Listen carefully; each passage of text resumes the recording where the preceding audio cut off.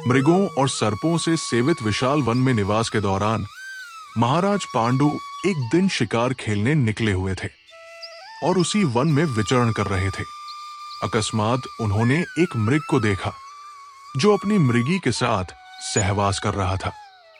उन्होंने तुरंत उन पर तीर चला दिया। उस तीर ने मृग और मृगी दोनों को बींध डाला। उस मृग के रूप में महातेजस्वी मुनि किंदम थे जो अपनी मृगी रूप धारणी पत्नी के साथ समागम कर रहे थे।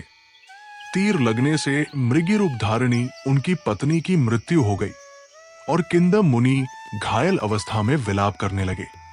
अपनी पत्नी की मृत्यु के दुख से पीड़ित विलाप करते हुए किंदम मुनि ने राजा पांडु से कहा, मैं तपस्या में संलग्न रहने वाला मुनि हूं, अतः मुझे मनुष्य रूप में समागम करने में लज्जा का अनुभव हो रहा था।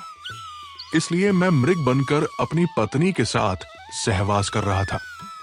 हमारे मारे जाने से तुम्हें ब्रह्म हत्या का दोष तो नहीं लगेगा, क्योंकि तुम ये नहीं जानते थे कि मृग रूप में मैं एक मुनि हूं। किंतु मुझे हमारे मारे जाने से अधिक दुख इस बात का है कि तुमने हमें सहवास करते समय मारा है। तुम्हें दया भाव दिखाते हुए हमारे मैथुन कर्म से निवृत्त होने तक की प्रतीक्षा अवश्य करनी चाहिए थी, किंतु संभवतः तुम पूर्णतः निर्दयी बन चुके हो।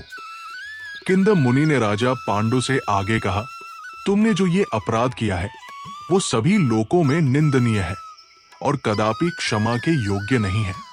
मैं तुम्हें शाप देता हूं कि जिस प्रकार तुमने हमें मैथुन करते समय अत्यंत क्रूरता से मारा है, उसी प्रकार जब तुम काम से आसक्त होकर अपनी प्रिय पत्नी के साथ समागम करोगे, तब तुम भी उसी अवस्था में मृत्यु को प्राप्त हो जाओगे। ऐसा कहकर मृग रूपधारी किंदम ऋषि अत्यंत दुख से पीड़ित हो गए और उनकी मृत्यु हो गई। महाराज पांडु अपनी भूल पर पश्चाताप करने लगे। मृग रूपधारी ऋषि किंदम के द्वारा दिए गए शाप से दुखी होकर पांडु ने सन्यासी बनकर सदा के लिए एकांत में ही निवास करने का निश्चय कर लिया। जब उन्होंने इसके विषय में अपनी पत्नियों को बताया तो उनकी पत्नियां कुंती और माद्री ने कहा कि सन्यास के सिवा और भी कई आश्रम हैं जिनमें आप हम धर्म पत्नियों के संग रहकर भी तपस्या कर सकते हैं। उन दोनों ने पांडु से उनके साथ ही रहने का आग्रह किया।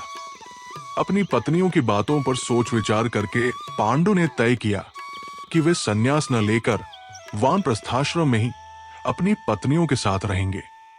राजा पांडु और उनकी पत्नियों ने अपने सारे आभूषण, रत्न और बहुमूल्य वस्त्रों को त्याग कर ब्राह्मणों को दे दिया। तत्पश्चात पांडु ने अपने सेवकों से हस्तिनापुर लौट जाने को कहा और अपना संदेश भी भिजवा दिया कि राजा पांडु अर्थ, काम और स्त्री विषयकृति आदि सब कुछ छोड़कर अपनी पत्नियों सहित वानप्रस्थ हो गए हैं। पांडु का यह संदेश जब धृतराष्ट्र को मिला तो वे बहुत दुखी हो गए। चूंकि पांडु अपनी पत्नियों के संग सदा के लिए वानप्रस्थ हो गए, इसलिए धृतराष्ट्र हस्तिनापुर के स्थायी राजा बन गए।